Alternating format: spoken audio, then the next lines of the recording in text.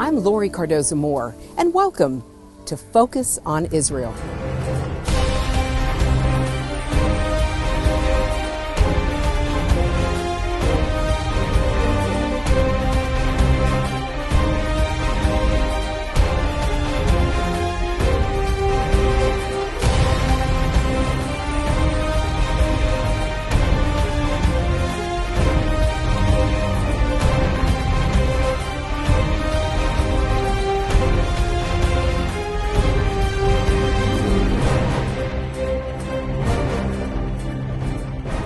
Hello and thank you for tuning in to Focus on Israel.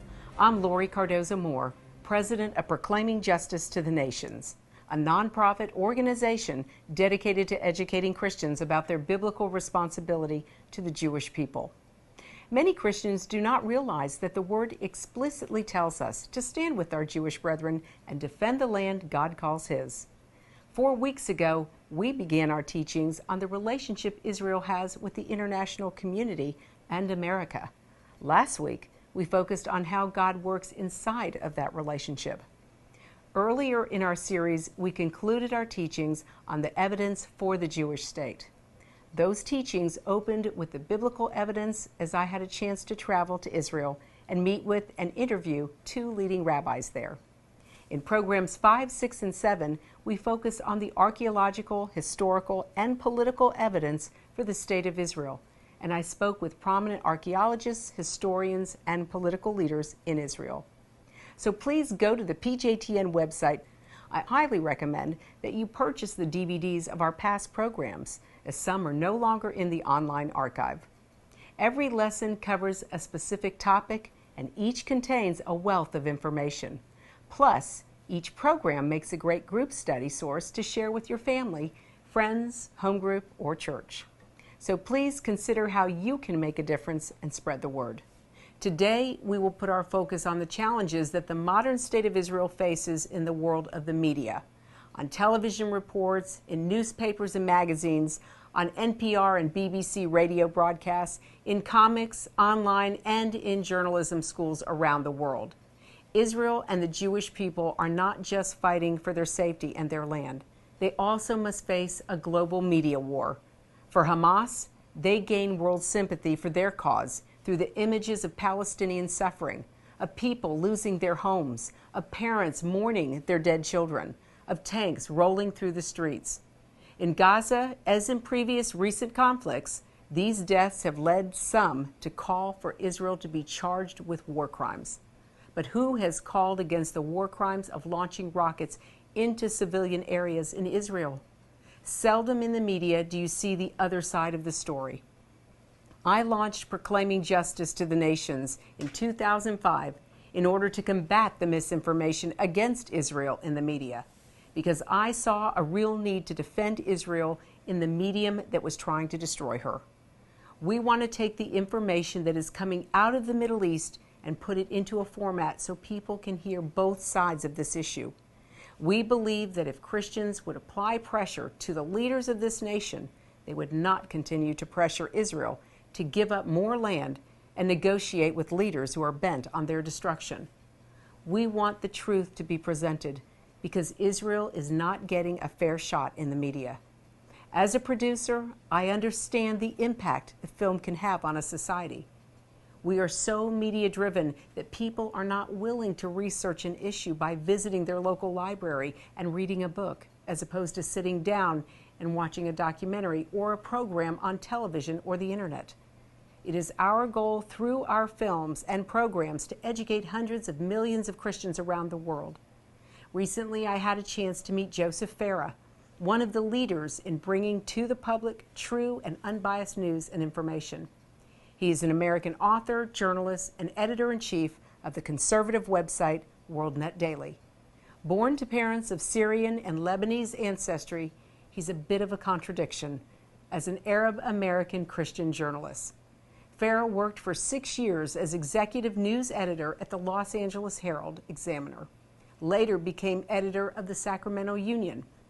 In 1991, Farah left the Union and co-founded the Western Journalism Center, and in 1996, he received the Washington Times Foundation National Service Award. He offered insight into the ongoing media war against Israel. Well, one of the reasons I wanted to speak out, actually there's several reasons I wanted to speak out. One is that I wanted to make Americans understand, particularly Americans, but I guess as it happened, it was the whole world. I wanted people to understand that these professional Arab American spokesmen that you see, professional Arabs that you see on television, don't speak for, I don't believe they speak for the vast majority of Arab Americans, and I'm not so sure they even speak for the vast majority of Arabs throughout the world. I wanted people to know that there are people of Arabic extraction and heritage who can think for themselves, who are not going to just accept dogma that has been handed to them, propaganda and lies. I wanted Americans particularly to understand that after September 11th, although I really had begun speaking out quite a bit a year before that. I also wanted to know, I wanted my colleagues, my journalistic colleagues, to understand that many of them had had the wool pulled over their eyes, that they were not seeing this issue clearly, that they too had become caught up in so much of the propaganda and the lies. The Muslim forces in the Middle East have done an amazing job with propaganda. You know, we've all heard the expression that if you tell a lie over and over again, or you tell a lie that's big enough, you know, it has impact. I don't think there's ever been a better illustration of that than what we've seen in the Middle East. Israel has been caricatured, portrayed over and over again as this evil empire.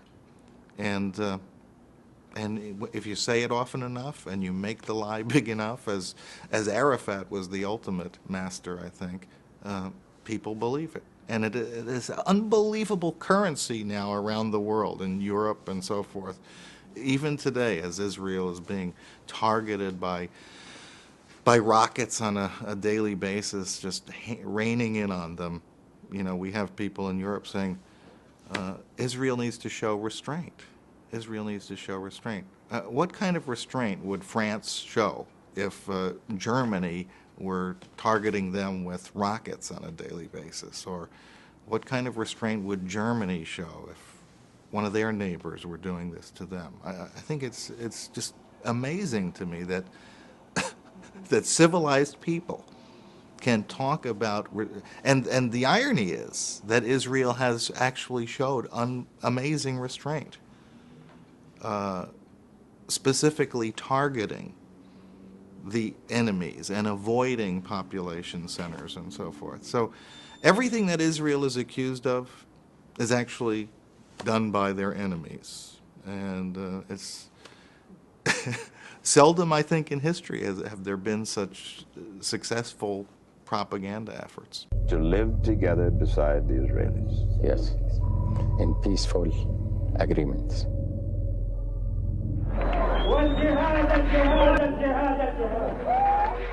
Nearly as well. I know that Arafat, over the years, recognized some simple factors. One, that he could say something in English to on television. He could say something totally opposite in Arabic to an Arabic television station, and nobody would call him on it. Nobody would recognize that this man was saying two diametrically opposite things in two different forms, and he wouldn't be called on it. It took years for people to catch on to this technique. Bin Laden talked about in some of his missives how the West's vulnerability is its freedom, how you know the whole idea of freedom of the press can be exploited by them. And I think that, you know, that's one of the. I don't think that there's been a vast conspiracy. I think that these are smart people who are using the tools at their disposal very, very well. And you know how perception becomes reality.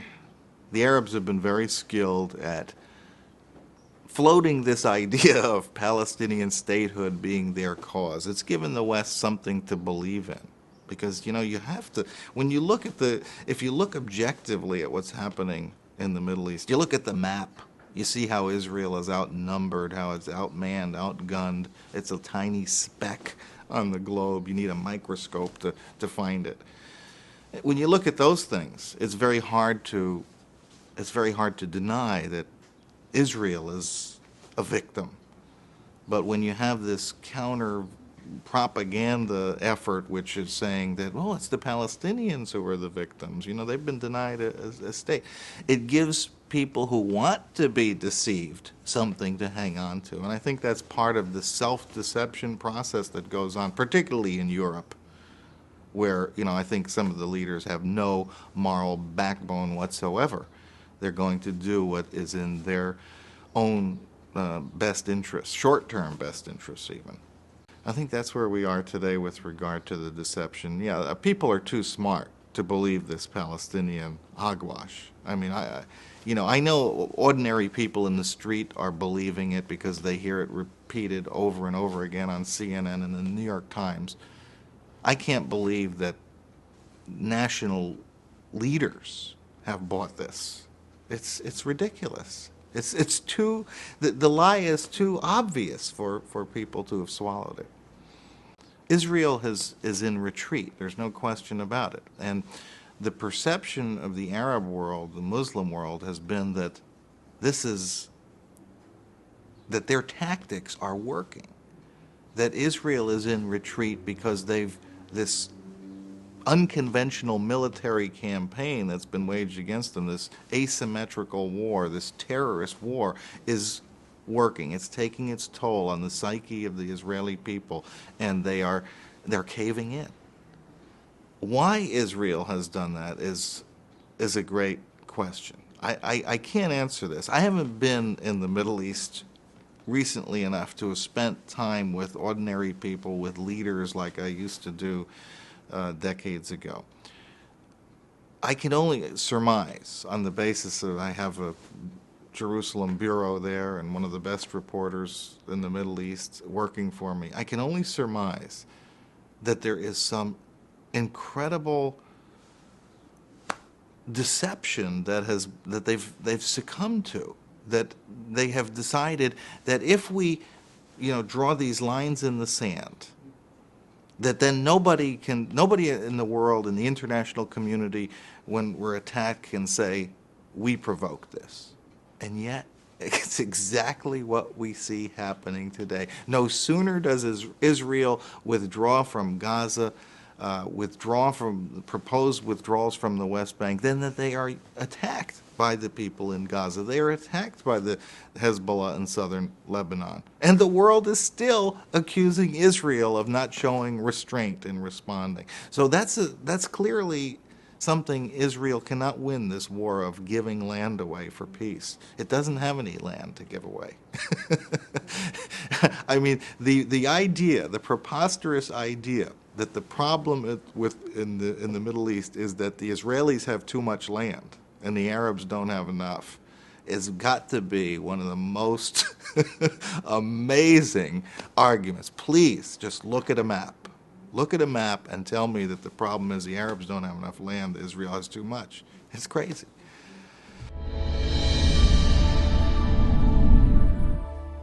When CNN, the BBC, the New York Times, and Time magazine begin to work on a story about Israel, they too often have an end goal in mind. These media outlets, along with the leading global news agency, the Associated Press, tend to highlight stories and programs that vilify and delegitimize Israel. This issue of overt media bias and slanted reporting against Israel is so pervasive that we made a decision today to explain to you why it's happening, why the bias against Israel in the media is growing. For example, in a recent news story, it explains that a Hamas bomb lands on a school in Israel. Following the bombing, the Israeli Air Force strikes at the Hamas launch site. But somehow the attack on Jewish children is left out. The media broadcasts a story which almost always tells half the story and makes Israel look like the aggressor. Hamas, the offspring of the Muslim Brotherhood, is a terrorist group that sits along Israel's southern border and launches missiles and mortars at Israeli civilians. Yet, CNN and global media outlets show pictures and tell half-truths. They write stories and show the images of Palestinian suffering, of Arabs losing their homes, of Arab parents holding their dead child, of Israeli tanks rolling through the Arab towns. In other words, CNN, the New York Times, Newsweek, Time Magazine, the list goes on and on and on, use the media to gain world sympathy to the cause of people they believe are being oppressed, such as the so-called Palestinians. In the non-Christian media, the status of good and evil has been inverted. The radical Islamists who launch terror attacks are safeguarded in the media, and it's the Israelis who are blamed and have even been threatened with charges of war crimes. Every media story, cartoon, article, or program is meant to tell a story. In the media business, we call it a framework. How can we tell a 5,000-year-old story in 30 seconds or less? How can we communicate our point of view in half a page in a magazine? At PJTN, our framework is Bible-based. At the leading media outlets like the BBC, the Arab state-controlled media, the French press, Today, and MSNBC, their framework is to create media stories that delegitimize Israel's right to exist. Media bias happens now more than ever because most news we receive is either secondhand, produced by journalists who don't know the local language, or are simply recycled stories. Budgets in newspapers are disappearing, yet people access news 24/7 on the internet. So newspapers, the internet news sites, and even TV shows use stories created by news agencies like the Associated Press.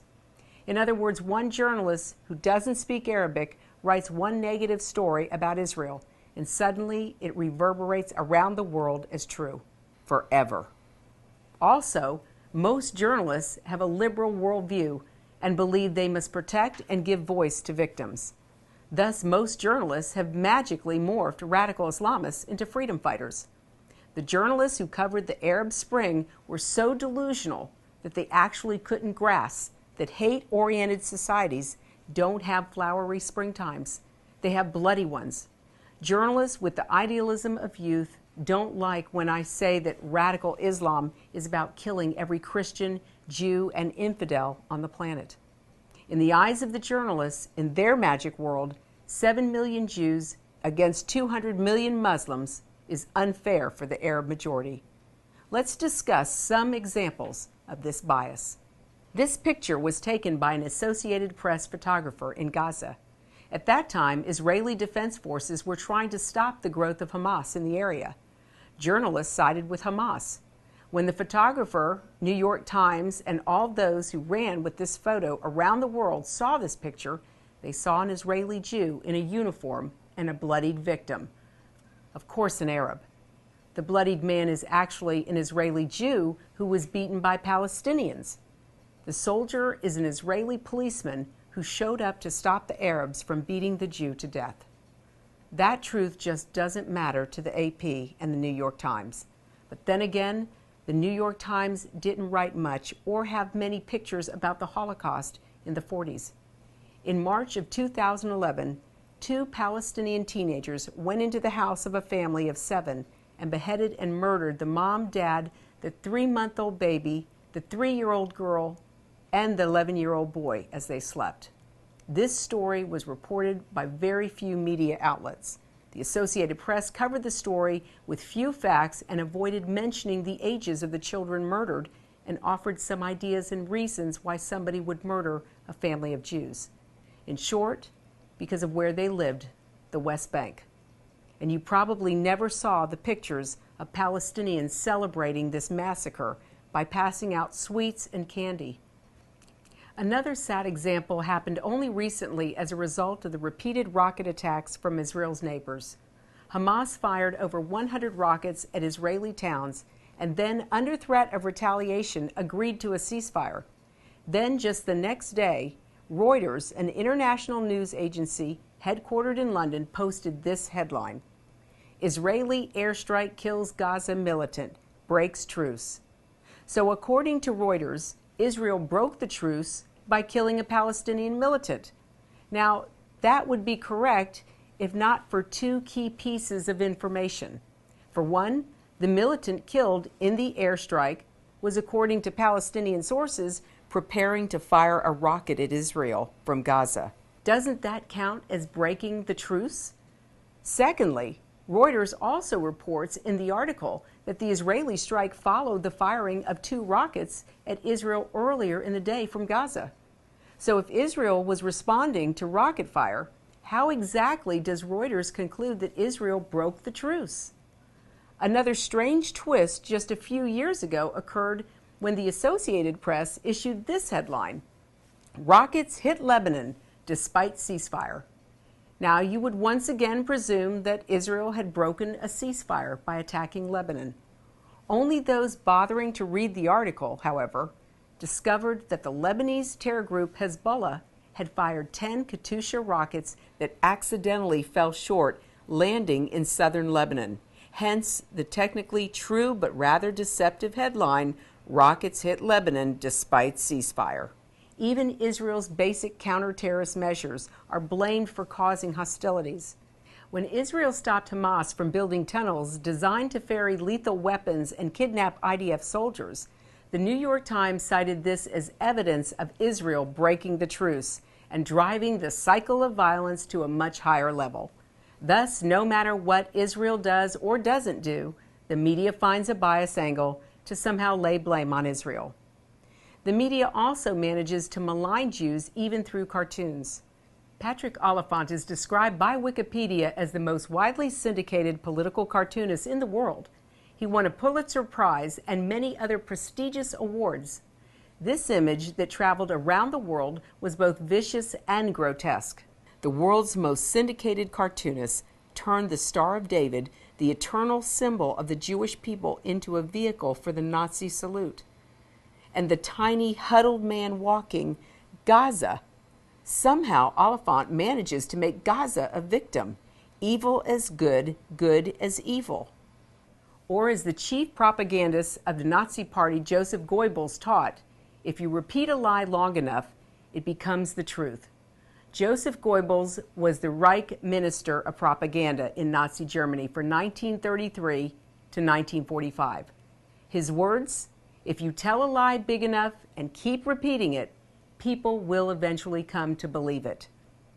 The truth is the mortal enemy of the lie, and thus, by extension, the truth is the greatest enemy of the state. As a producer, I have made it my Christian responsibility to further the truth as we understand it from the Bible. Now you know the truth of the media's undeclared war against the Jewish state of Israel. So as we support Israel in her battles in the land, it is incumbent upon us to stop the spread of propaganda and lies against her in the media. This is an opportunity where Christians and Jews can unite together on something we can both agree upon, and that is to defend the state of Israel, her right to exist, her right to maintain her existing borders, and her right to defend her people.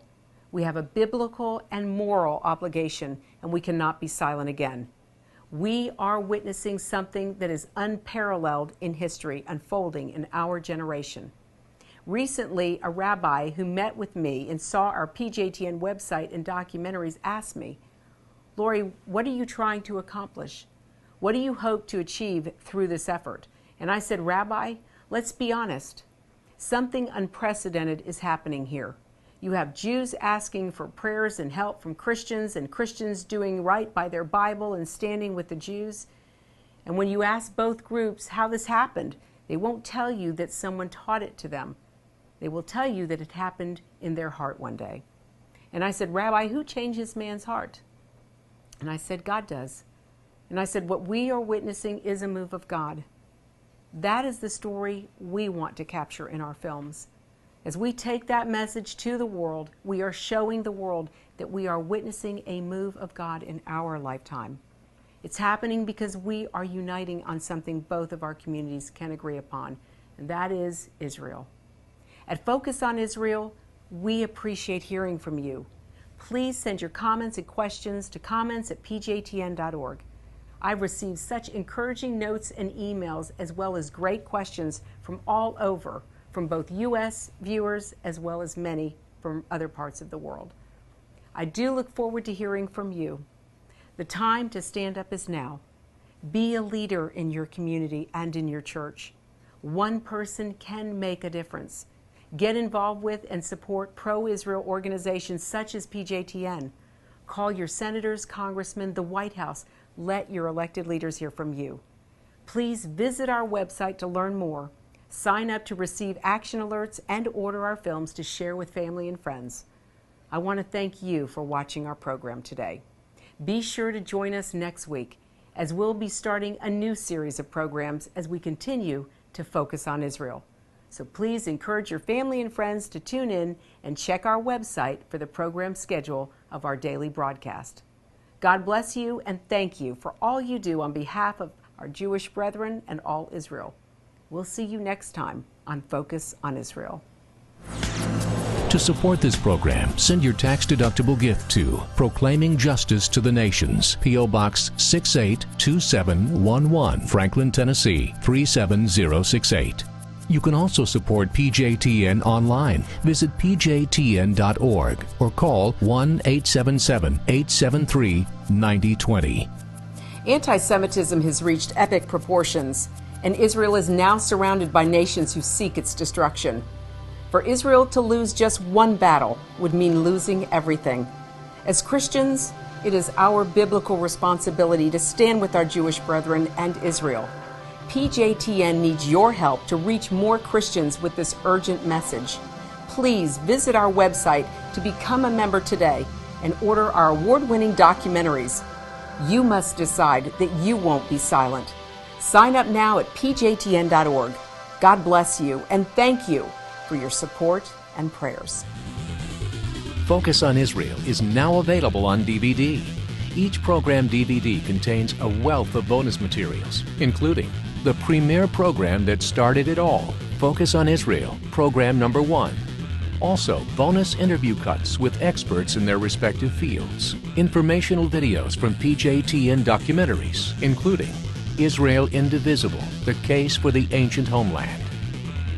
Lest we forget 9/11 and the rise of Islam. The Forgotten People, Christianity and the Holocaust.